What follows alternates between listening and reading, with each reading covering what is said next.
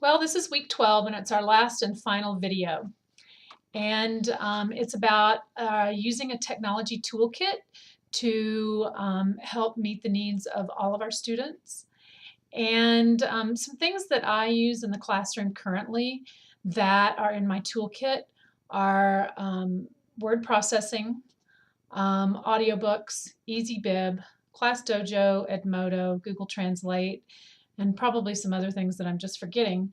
Um, in my classroom, we have between my sixth grade class, the other sixth grade class, and then our fifth grade classes, we have 2 carts of laptops that we share, and we use them 2 or 3 times a week in the classroom. And so we use them for word processing, and I find this is one of the most useful toolkits, especially for students who have difficulties with handwriting, have a hard time getting words on the page. It makes it much more simpler for them if they're able to word process and they have that option. Some things that I would really like to add to my toolkit would be Google Tools. And these are things that I've learned about this year. I'm sorry. Google Tools, digital citizenship, and I started that this year and teaching lessons at the beginning of the year, but I think I need to increase my knowledge about my knowledge about teaching digital citizenship and increasing the amount of what I'm teaching my students.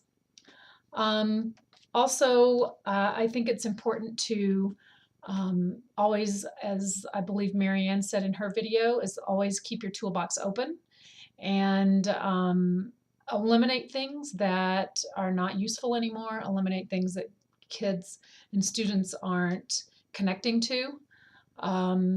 So for example, we had, when we first acquired iPads for our librarian was allowing students to check them out and use them as e-readers.